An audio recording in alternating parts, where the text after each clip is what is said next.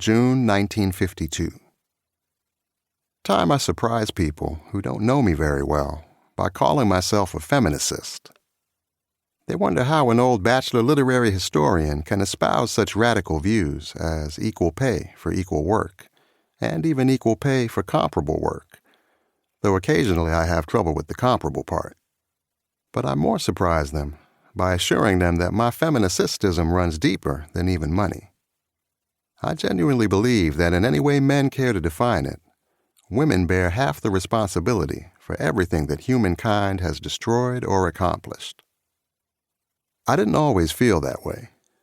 I had a good traditional education, so naturally I started out believing in the superiority of men and never thought to look behind any of the renowned men of history to see if any female lurked there, exerting strong influence. Now I know better. Whether or not we know their names, and even though they themselves don't always know it, women stand there behind or beside men, contributing equally to humankind's development. I owe credit for sowing the first seeds of my feminicistism to my paternal grandmother, Nanny Eva Dunford, whom I met for the first time at 17 years of age in 1952. We never had any hard evidence establishing her date of birth. She maintained that missionaries had brought her from Africa in 1866 at the age of 4, but we always suspected that an 1872 birth date seemed more likely. Still, she could have come from Africa. She seemed to have no European ancestry. Both my father, years ago, and myself, more recently, have searched unsuccessfully for a record of her parents. And she did give us the name of the missionaries, a couple named Wilson, with 2 L's. I had an exchange of letters with the Wilson family, but they didn't give much help. All to say that Nanny Eva knew her Bible as well as any scholar. She knew it cold and hot, Pentateuch and Revelation. Quote a phrase from the Bible, and she could cite chapter and verse. If it had multiple citations, she would know that too. Isaiah quoting David, son, she would say, amazing me.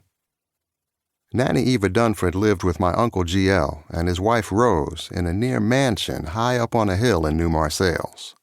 Segregation and all. With little education, but with an engaging personality, Uncle G.L. had already made and lost 3 fortunes. In 1952, he owned a bar, a record store, and a taxi service. So they lived well, even though they could not sip from certain drinking fountains. Irony. A few days after my father and I had arrived from New York, Nanny Eva and I found ourselves out on the veranda overlooking New Marseilles and the Gulf beyond. She looked clean and crisp, chocolate brown and shiny-skinned with kinky white hair like a cloud framing her fierce-eyed face. I felt moved to take some photos of her with my little Argoflex box camera. I excused myself and went inside to get it, then returned to the veranda. Now, son, Nanny don't want no pictures. Just take that box camera right back inside. I told her she looked extremely photogenic and begged her to let me take some pictures, thinking that I might not have too many more chances. She looked strong, but had lived at least 80 years. Don't want no pictures took, I tell you. She pursed her lips, squinted. Done need none. But I needed them. I insisted. Her 2 other grandchildren, my brother Peter and my sister Connie, had only one faded snapshot of her, taken in the 1930s. We needed something more recent. Might break your camera, she warned. Busted every camera ever took a picture of me. Ugly like mud, no Lena Vaughn. So less you don't plan on taking pictures after this. She held the S, hissing. I promised her I'd only take a few, though I wanted to take a whole roll of 12. I asked her to sit up straight and smooth her skirt over her lap. She shot me a fiery glance. Making me look like a glamour girl? Easy to see you don't have no respect for no women except as glamour girls. I protested, asking her if I disrespected her since meeting her. Not me, you better not, but our kind, womankind. I done hear what you said last night after supper. Didn't think Rose and me could hear, but we could hear you bold. Nanny Eva sucked her tongue. About them 5 Jewish men starting everything. It hit me.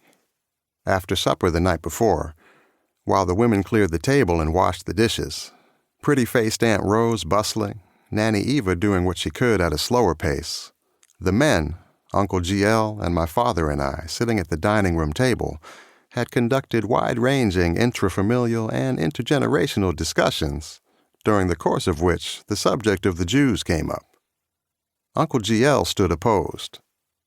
I doubt if he'd even met a Jew in his largely segregated life, but he blamed the Jews for the recent World War II. My father objected strenuously. He'd lived in New York City for a quarter century, coming to the conclusion that the Jews meant no harm and occasionally helped Africa-America. 17 years old and snotty-nosed, I ventured an opinion expressed in the hallways of my private school by students, if not faculty, that all Western thought had evolved out of the philosophies of 5 Jewish men, Moses, Jesus, Marx, Freud, and Einstein. Now Nanny Eva had taken offense. 5 Jewish men starting everything? As if women didn't have no say in the world. What about Blessed Jesus' Mama Mary? What the Catholics do without her? Bet you never wonder why Creator God want to bring in Jesus by Mary, instead of just make him with mud like he done Adam, 'cause it done need a woman. And don't forget about Sis Jochebed. I had followed her until the last. Lost a moment, my nervous index finger had squeezed off a shot, the first of the roll, which developed slightly blurred, her eyes wide open and eyebrows raised. Moses' mama saved the world and didn't get no credit for it. Know why? Some ideas take time to get through to me. Others come like lightning. Jochebed, later I learned the correct spelling, mother of Moses, saved the world? Inwardly I scoffed, as only a private school brat can scoff. 'Cause men write the story when it all said and done did, so they make it look like men saved the day. Women stepping in when the going gets so bad only a woman can save it. Nobody think about writing it down when hard times holding court. Everybody too busy scrambling. And women the best scramblers, eggs and otherwise. 'Cause women the first and best experimenters. Now put that box camera away and tell Nanny Eva what you want for your dinner. I tried to divert her, pointing out that I'd thought she wanted to tell me about Jochebed, the mother of Moses, unless perhaps Nanny Eva really had nothing worthwhile to say about this little-known woman.